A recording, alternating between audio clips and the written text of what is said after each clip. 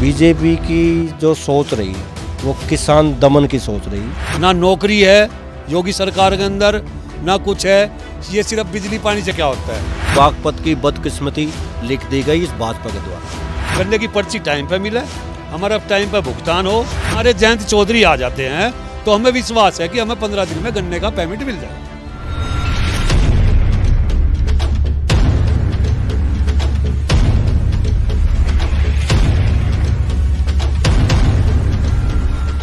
दोस्तों मैं पहुंच चुका हूं बड़ौत विधानसभा के लदवाड़ी गांव में। देखते हैं यहां पर इस बार कौन है भारी, जनता से हम जानते हैं। तो इस बार लहर किधर जा रही है भाई जी? यहाँ लहर जा रही है आरएलडी की। की हाँ, मुद्दे हैं। यहाँ के किसानों ने इस बार जब ये धरना प्रदर्शन चला था इसमें कंटिन्यू सहयोग करा। घर गैल से एक अनाज की बोरी और जिससे जो भी सामान बना, इस पूरे आंदोलन को सफल बनाया इस क्षेत्र ने। पूरा हरियाणा और जो पंजाब आया था। बीजेपी की जो सोच रही वो किसान दमन की सोच रही। अच्छा, तो आपको लगता है कि इस बार अखिलेश और जयंत का जो जोड़ी है वो योगी जी को भेद पाएंगे? हमें और सीट का तो पता नहीं, पर हम जो अपने क्षेत्र की 4-5 सीट हैं हम इनके प्रॉपर आपको बता रहे। खासकर छपरौली और बुढ़ाना, बड़ौत और बागपत, ये सीट और इवन लोनी भी, ये आरएलडी के खाते में जाएंगी और आरएलडी का यहाँ पे तगड़ा समर्थन है। तो आप इस पर क्या कहना चाहेंगे?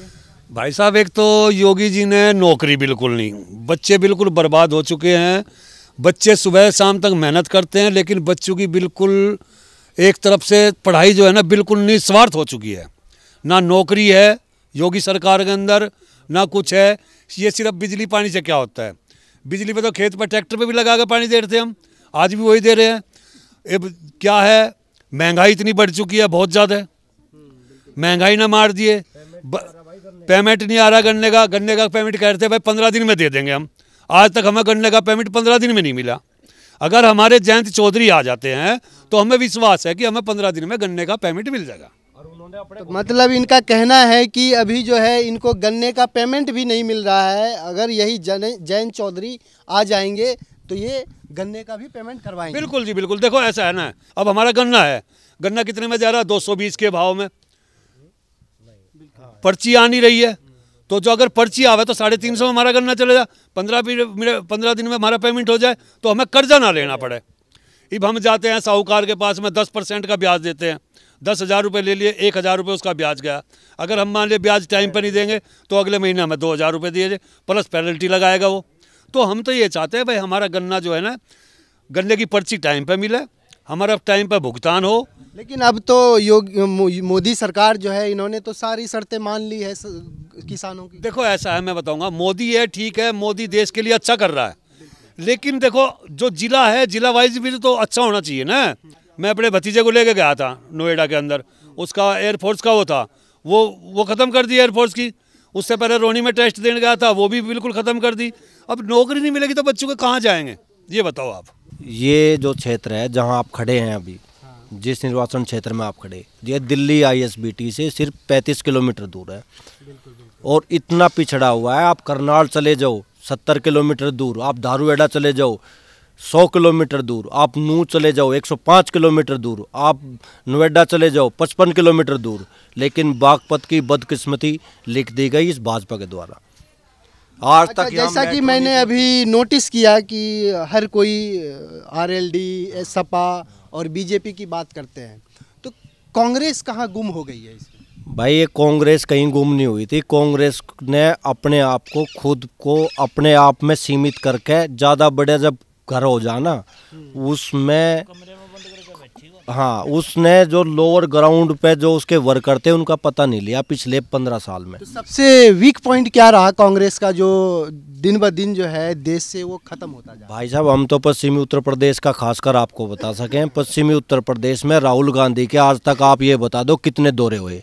5 साल में एक दौरा अगर हुआ है, सहारनपुर को छोड़ के, बागपत में आया हो, बड़ौत में आया हो, नोएडा में आया हो, शामली आया हो, मुजफ्फरनगर आया हो, तो हमें गिनवा दो।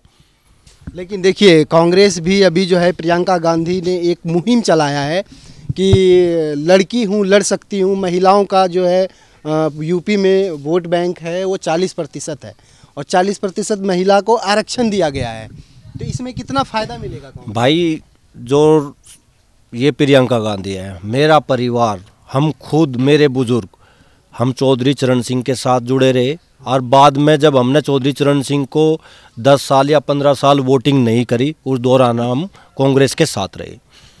ठीक है, हम कांग्रेस के बहुत दिन कंटिन्यू 10 साल हम उनके साथ जुड़े रहे। मेरा पूरा परिवार, करीबन 600 वोट हैं जो मेरे परिवार की गांव में जुड़ी हुई हैं। तो अब ऐसा क्या कारण रहा कि आप कांग्रेस को सपोर्ट नहीं बताइए। ग्राउंड लेवल पे काम नहीं किया, ग्रास रूट पे उन्होंने बिल्कुल आए नहीं, पता नहीं लिया। ठीक, मुजफ्फरनगर दंगा होने के बाद उसके बाद कांग्रेस ने वो चीज़ यहाँ पे सपोर्टिंग में नहीं आई। तो देखिए रुख जो है बिल्कुल बदल चुका है। अब जो जनता है जागरूक हो चुके हैं और सिर्फ जनता विकास पे वोट करेंगे।